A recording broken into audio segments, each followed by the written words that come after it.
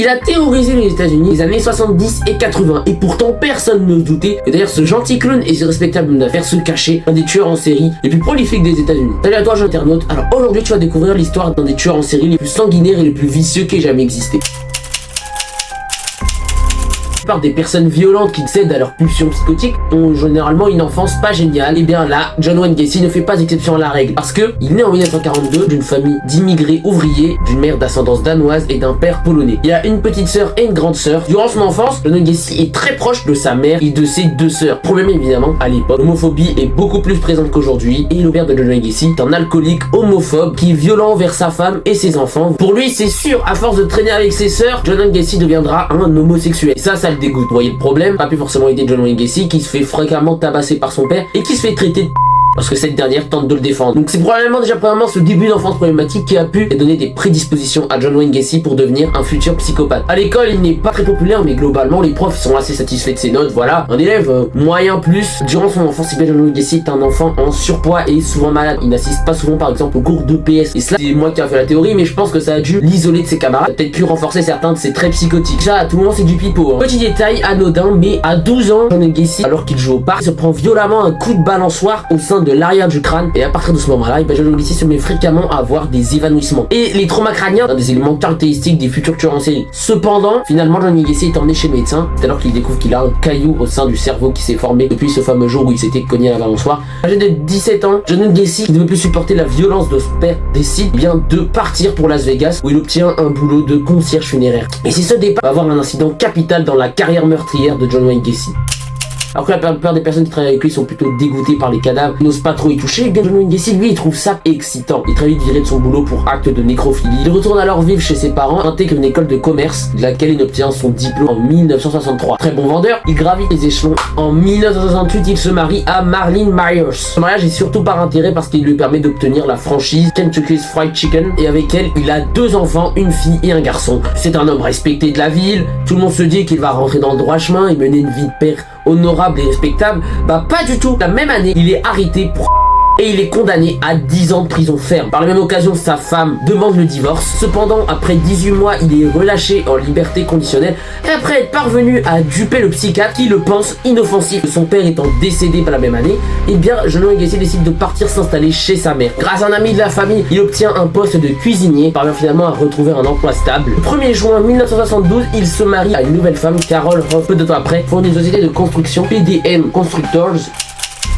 Mais cependant, c'est à cette même époque que débutent les agressions sur notamment 3 de ses employés. Juste à notoriété pour calmer l'affaire. 3 très peu ont la parole d'un adolescent plutôt qu'à celle d'un businessman qui a la gentillesse de recruter des adolescents en recherche de taf et qui en plus se confectionne un déguisement bien divertir les enfants d'hôpital sous le nom de Pogo le clown. On a plutôt tendance à croire que ces adolescents sont des ingrats qui veulent être payés plus, même si en l'occurrence ils étaient plutôt à l'opposé de la vérité. Je parle de déguisement de clown, c'est parce que c'est à cette même époque qu'il s'est confectionné un déguisement afin de divertir les enfants d'hôpital et collecter des fonds pour le parti démocrate illinois. Il pèse un peu dans le game, le bug. Le 1er janvier 1972, il commet son premier meurtre. Quelques temps après, ça tombe très mal pour John Gacy parce que son épouse, Carol Hoff, tombe sur des magazines d'hommes nus. Donc là, ça le met très vite dans la sauce. Vous vous mettrez à la place de John Wayne Gacy, il est marié, il a une situation stable, et là, finalement, il est encore en train de faire une descente aux enfers. Mais évidemment, pour se justifier, John Wayne Gacy lui révélera qu'il est bisexuel. Cependant, après avoir trouvé plusieurs vêtements d'adolescent, elle est de plus en plus perplexe. Si bien que finalement, elle demande le divorce le 2 mai 1978,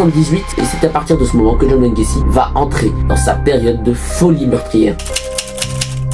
Et c'est alors que sa femme a divorcé que John Wayne Gacy a le champ libre pour commettre ses meurtres. Le mode opératoire est très simple. Il attire la victime chez lui, la plupart du temps l'un de ses employés, et qui ne se méfie pas de son patron. Il lui propose de faire un jeu avec des menottes. Évidemment, une fois menotté, est à la merci du tueur. Ce dernier se met à étrangler les adolescents à mort, soit à les violer avant et après qu'ils soient morts. Plus un petit bonus pour uriner dessus en signe de domination. Le mec, il avait vraiment des petits problèmes mentaux. Hein. Cependant, il ne tuera pas toutes ses victimes. Bah oui, parce que l'une d'entre elles survit miraculeusement. Un futur acteur du nom de Jack Merrill aurait été accosté au sein d'une voiture par John Wayne Gacy. À l'époque, personne n'est sensibilisé au danger des inconnus qui te prennent en voiture. John Wayne Gacy asperge un mouchoir de poppers afin de rendre le jeune homme inconscient. Ce dernier se réveille ensuite dans la maison de John Wayne Gacy alors qu'il se rend compte de la dangerosité de l'homme qu'il a accosté. Et John Wayne Gacy se met alors tout simplement à le violer et à utiliser des outils sexuels qui vont causer tellement de mal qu'il va s'évanouir de douleur plusieurs fois. Cependant, le cauchemar s'arrête lorsque Jack Merrill se réveille au sein d'un parc. Il rentre avec un papier dans le numéro de John Wayne Gacy, au cas où aussi ces deux-là seraient amenés à se revoir. noir. Cependant, tous n'ont pas eu la chance d'échapper au tueur, notamment le cas de John Butkovich. Nous sommes en plein été 1975 à Chicago. Cela fait plusieurs mois que John recherche son patron qui ne l'a pas payé depuis plusieurs semaines. Et ce qu'il sait également, c'est que son père est un des amis qui lui a permis d'obtenir le boulot qu'il occupe actuellement et il compte bien se servir de cet atout en gain de cause. Alors que, en s'arrêtant devant le bureau de son patron, avant même qu'il ait pu franchir la porte, et bien John Wayne Gacy se tient là. Et ce qu'il ne sait pas, cette rencontre ne scellera jamais son destin. Et ce qu'il ne sait pas, c'est qu'il a devant lui